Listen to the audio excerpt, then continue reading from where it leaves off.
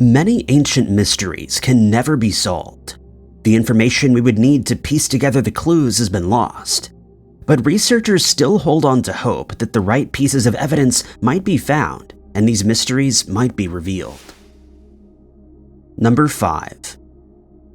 Modern technology is often responsible for finding the answers to ancient mysteries, but it can also uncover those mysteries.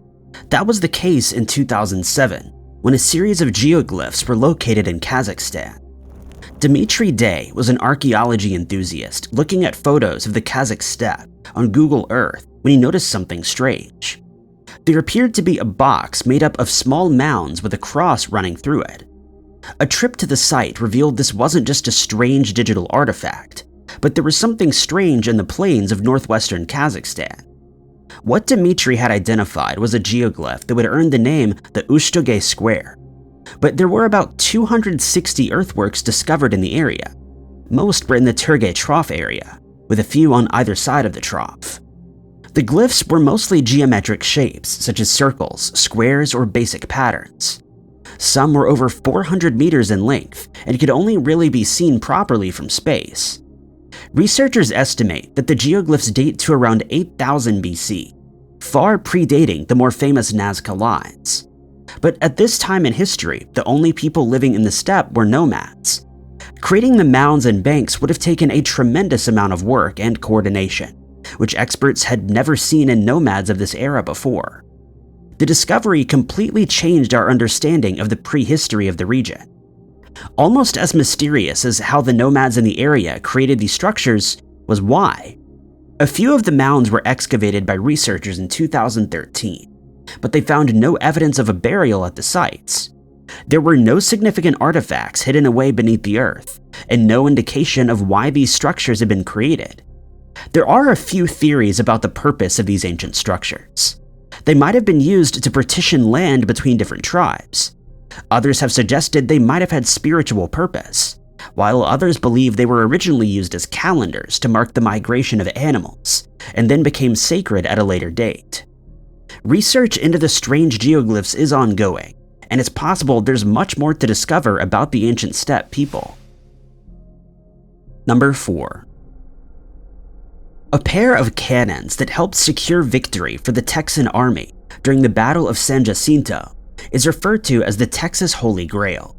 For more than 100 years, what became of the twin sisters has remained an unsolved mystery.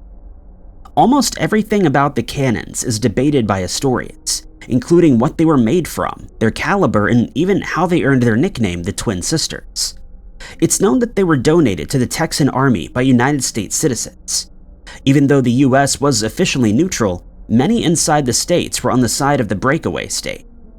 The citizens of Cincinnati, Ohio, are believed to have donated the cannons and some supplies to Texas to help the war effort. The most common story about the name Twin Sisters is that they were brought to Brazoria on the same schooner as a doctor and his 2 twin daughters.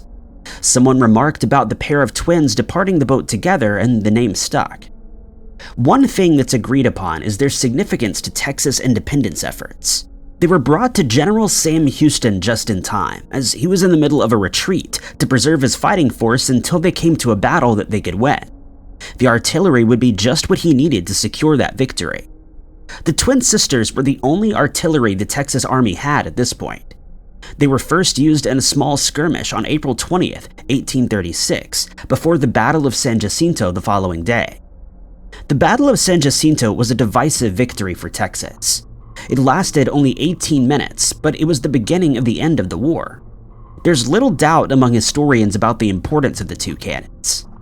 After the battle, what happened to the Twin Sisters becomes uncertain.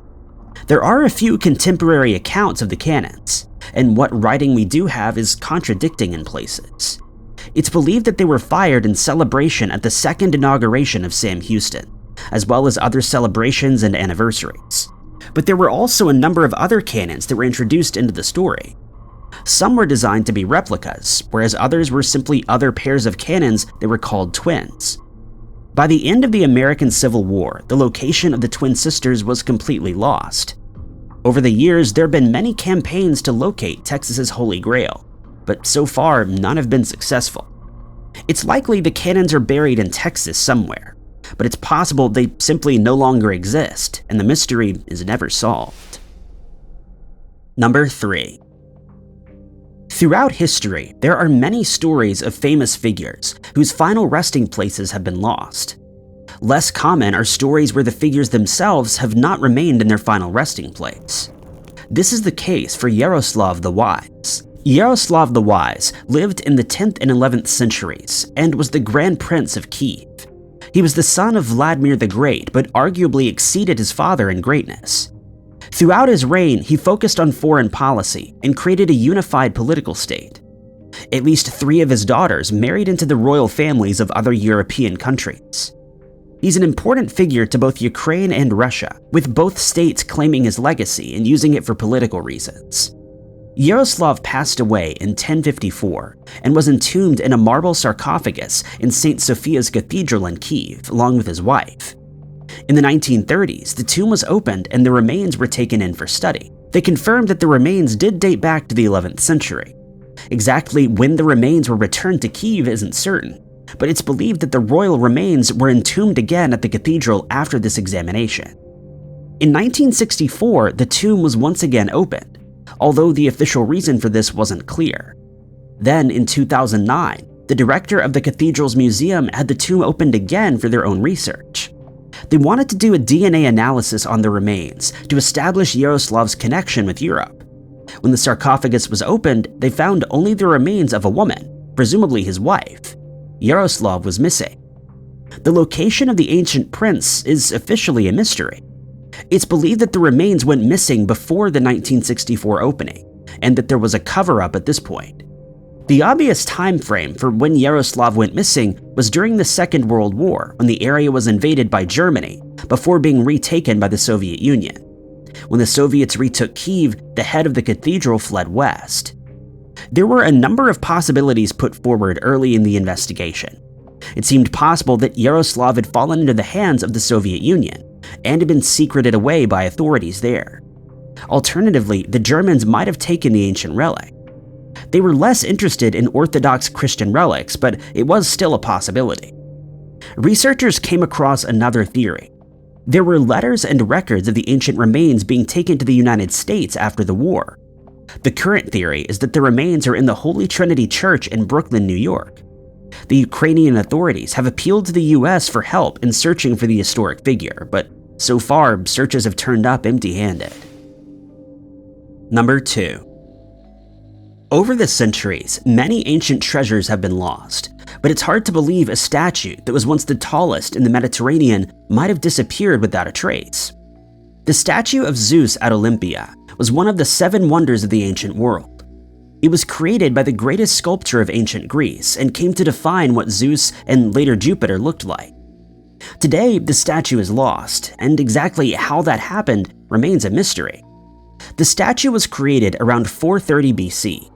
In ancient times, the Olympics were not only a sporting event, but part of a religious festival.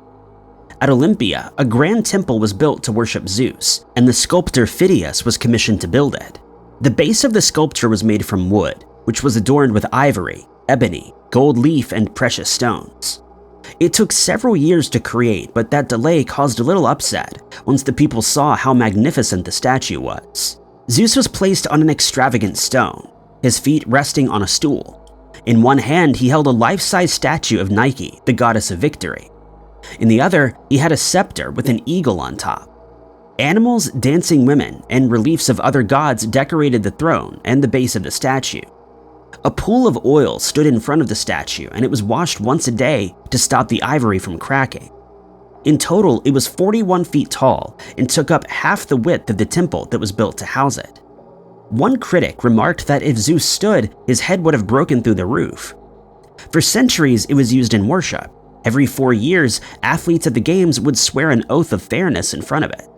But at some point after 391, it disappeared from the history books. It was in 391 that the Roman Emperor Theodosius I ordered the closing of all pagan sites. The Olympic Games were forbidden. Some believe the statue was dismantled at this point or fell into disrepair when the temple was closed. Others claim that the statue was transported to Constantinople and survived until either 462 or 475, when a fire destroyed the temple that it was housed in. Given how widely admired and important the statue was, it's strange that no record of its destruction has been found so far, even if the people who destroyed it didn't care for what it symbolized. Number 1. In the 1930s, archaeologists discovered a strange and mysterious tunnel built into the wall of an ancient volcano crater. It's possible this was the inspiration for some of the most famous depictions of the underworld, but the real story behind the tunnel remains a mystery. The entrance to this mysterious tunnel was located in the hill that forms the wall of the crater of Lake Fusaro, near Naples. The entire area is part of the Phlegrean Fields, a supervolcano that lies hidden beneath picturesque Italian towns and tourist areas. Some parts of the fields are more obviously volcanic than others, with boiling mud lakes and craters that emit sulfur. The area where the tunnel can be found was once a town called Baiae in ancient times. Like nearby Pompeii, it was a popular tourist location in ancient times, popular with the wealthy and elite.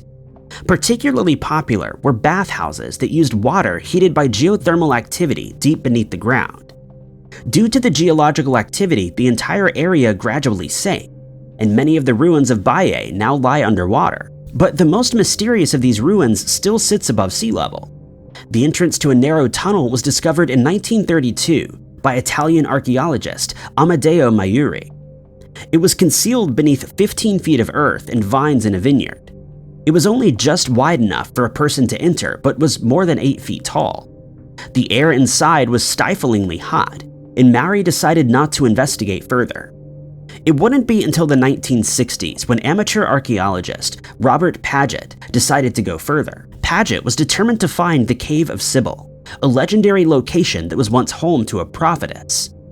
According to legend, the cave was home to the Cumaean Cybele, an ancient woman who could see into the future.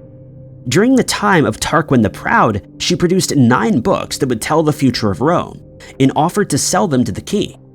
When he refused her price, she destroyed 3 and offered him the remainder for the same price. He again refused, and the Sibyl destroyed 3 more books. The king bought these 3 final books, and the scrolls were kept for hundreds of years, closely guarded beneath the Temple of Jupiter, and only consulted in times of crisis. Tarquin the Proud is the last mystical king of Rome, though some scholars believe he may have been a real person. In Virgil's epic The Aeneid, the Sibyl guides Aeneas to the underworld. Paget believed finding the Cave of Cybele might lead to finding the location that inspired the story. The Baiae tunnel had been deliberately filled in at some point, but Paget had it excavated. He discovered it ran exactly east and sloped downwards. At one point, the tunnel branches off, with one leading upwards and another down to an underground river. This river is nearly boiling in some places, and Paget believes it was the inspiration for the river Styx. On the other side of the river is a passage that leads back up to the surface, to a temple complex dated to the 550s BC. The real purpose of this tunnel remains a mystery. It might have been used for ceremonial purposes, designed to appear like the entrance to the underworld. It may have simply been part of a plumbing system that heated the bathhouses above. How the ancient builders knew about the underground river is also a mystery, as it emerges into the sea miles away from the tunnel. Whether or not this is the actual legendary Cave of Cybele, an imitation, or something else entirely will remain a mystery unless new discoveries at the ancient site are uncovered. Thank you guys so much for watching. If you liked this video, be sure to hit that like button. Also, don't forget to subscribe and click that notification bell to keep up to date with all of our future uploads. But my name is Ty Knotts, and I'll catch you guys in the next video.